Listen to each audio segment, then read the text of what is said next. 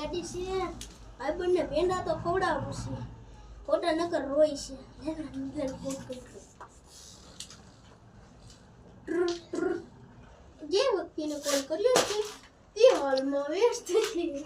પછી થોડાક સમય પછી યસ કરશે આ ગુંજારો કોને નથી કરતો પડતો લે હવે ચલો હાલો ટેલિલેટ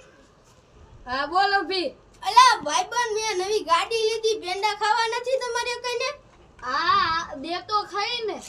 લે તો હું આવું ઘડીકમાં રે ને તું એ કાઈ વાંધો નહીં હા તે રે